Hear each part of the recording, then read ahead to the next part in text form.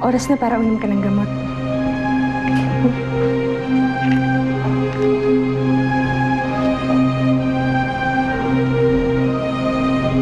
Ngayon wala nang makakapigil sa mga plano natin.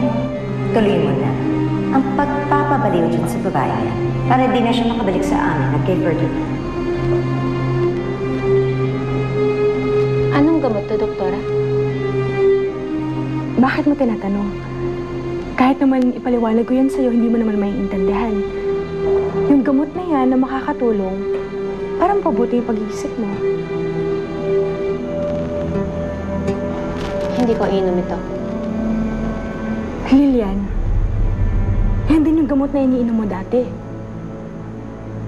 Ayaw mo bang gumaling?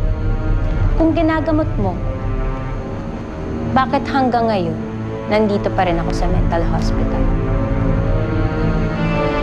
Sabihin mo nga sa akin, Doktora, pinapagaling mo ba ako? O mas gusto mo pa akong mabalik?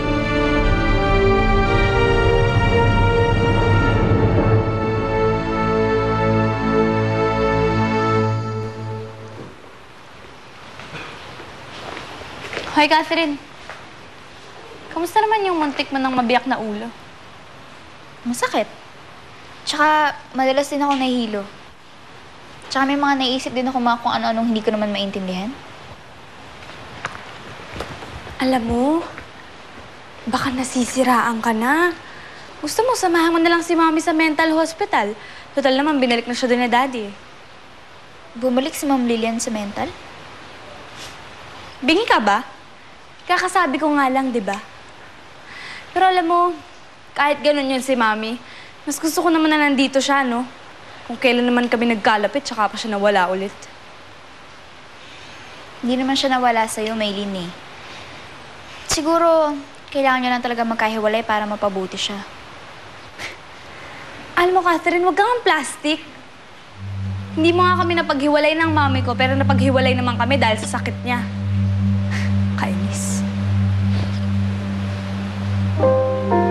O, ano tinitingin-tingin mo? Bakit? Natutuwa ka kasi magkahiwalay na ulit kami ng mami ko? Maylin, hindi ako ganun. Bakit ka ba ganyan mag-isip tungkol sa akin? Eh kasi nga, epal ka! Malis ka na nga dito. Naaalibadbaran ako sa'yo eh. Malis ka na.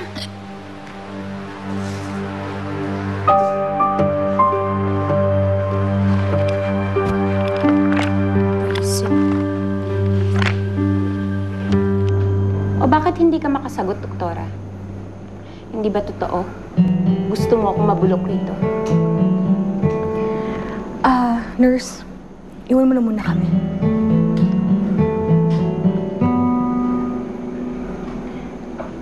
Bakit ko naman gagawin yan sa'yo, Lilian?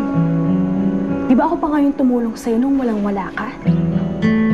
Ako yung nagsaga sa'yo para maging maayos ka. Why are you accusing me of such things? Alam mo siguro, Lilian, baka inaatake ka lang ng paranoia mo. Di ba gusto mo makita ang pamilya mo? Hindi naman ang gusto kong mangyari ah. Pero hindi magiging madali yun kung pati ako pagdududahan mo. You just really have to trust me. Pero sige, kung ayaw mong inumin yung gamot mo, edi wag. Subukan mong gamutin yung sarili mo at walang tutulong sa'yo.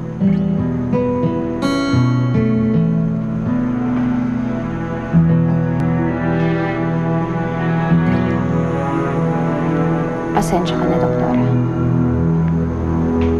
Nabigla lang ako sa mga sinabi. Mabuti naman at nakikinig ka sa akin. Basta huwag mo kakalimutan na yung gamot na yan ang makakapagpagaling sa'yo. At kapag may mga nurse na pumunta dito para painumin ka ng gamot, susundin mo sila, ha? Naiintindihan mo ba ako?